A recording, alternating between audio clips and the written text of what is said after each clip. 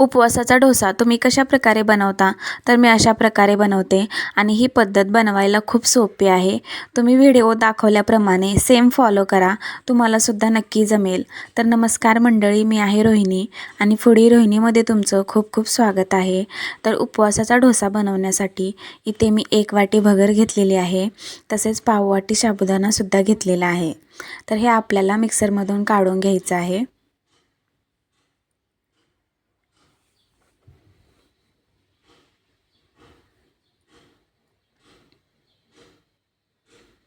तर ह्याचं हे रवाळ पीठ झालेलं आहे.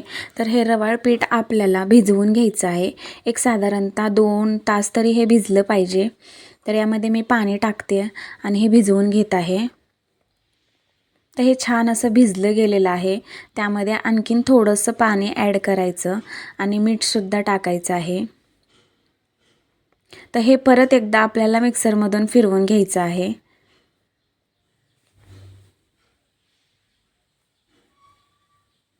आणि इथे बघू शकता सेम इडलीसारखं बॅटर हे तयार झालेलं आहे. मिक्सरमध्ये परत एकदा फिरवून घेतल्यानंतर यानंतर गॅसवरती पॅन ठेवलेला आहे आणि तो हलकासा गरम झाला की हे डोसा बॅटर आपल्याला हलकंसं पसरवून घ्यायचं आहे आणि इथं खूप इझिली हे स्प्रेड होत आहे.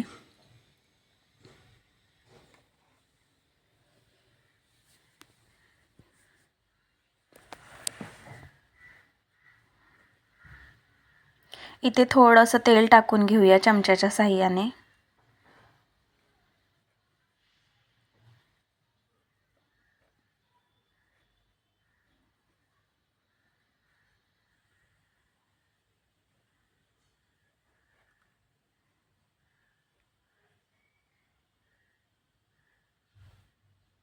आणि डोसा साईडने सुद्धा निघत आहे आणि ह्याला आपण दुसऱ्या बाजूने पलटी करूया. आणि इथे बघू शकता खूप इझिली तो पलटला गेलेला आहे. कुठेही तो चिकटला गेलेला नाही आहे पॅनला.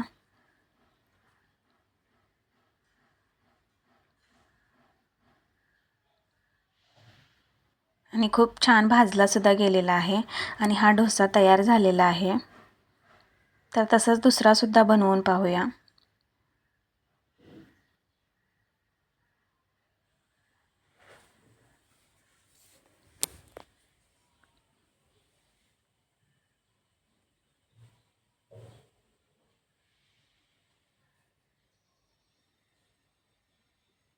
बनवण्यासाठी खूप सोपी ट्रिक आहे.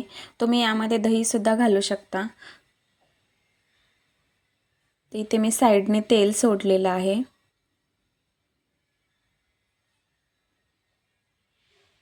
आणि हा सुद्धा खूप इझिली पलटला गेलेला आहे. छान खरपूस असा भाजलासुद्धा गेलेला आहे. तर एक एक करून इथे मी सगळे डोसे बनवून घेतलेले आहेत.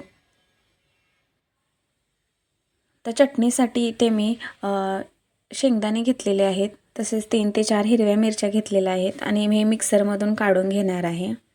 तर मिक्सरमधून काढल्यानंतर त्यामध्ये थोडंसं गरम केलेलं तेल टाकलं आहे.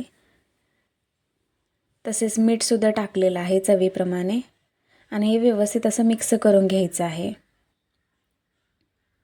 जर तुम्ही उपवासासाठी जिरे खात असाल तर तुम्ही जिरेसुद्धा वाटणामध्ये टाकू शकता.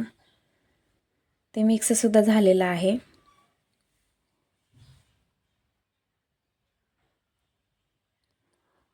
तर हे उपवासाचा डोसा आणि चटणी तुम्हाला कशी वाटली मला नक्की कमेंट्स करून सांगा. जर माझ्या रेसिपी तुम्हाला आवडत असतील तर लाईक करा, शेअर करा आणि सबस्क्राईबसुद्धा करा. अशाच नवनवीन रेसिपीसाठी मला फॉलो नक्की करा. धन्यवाद.